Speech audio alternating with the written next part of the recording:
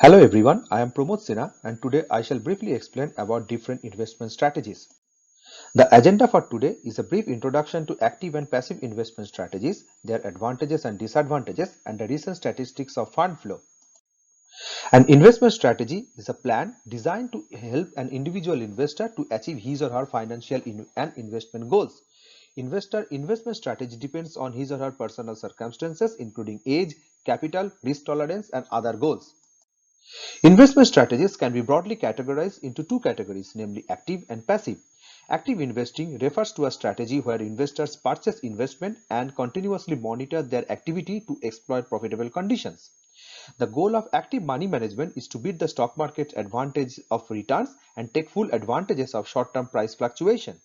Active managers have the flexibility to trade any index and or security based on their analysis.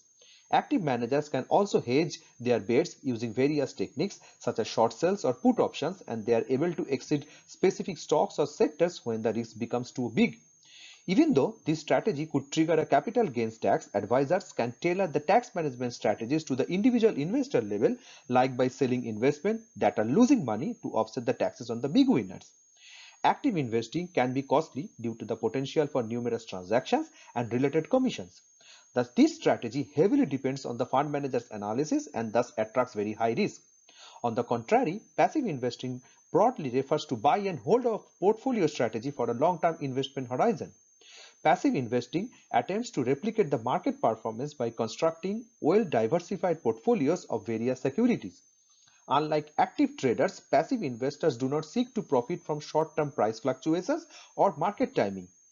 Index investing is one of the most common passive investment strategy whereby investors purchase a representative benchmark, for example, Standard & Poor 500 index. This investment is transparent to all. As it requires lesser oversight and transaction, it is less expensive and does not result in high capital gain tax for the year. Owning an index or a group of indices is far easier to implement and comprehend. However, the investors are locked into the holding of tracking a benchmark index no matter what happens in the market and will pretty much never beat the market. According to Morningstar, throughout the end of 2019, when an active money managed funds experienced $204 billion of capital outflows, while passive funds attracted $160 billion of inflows. It proves the attractiveness of passive investing strategy. Thank you.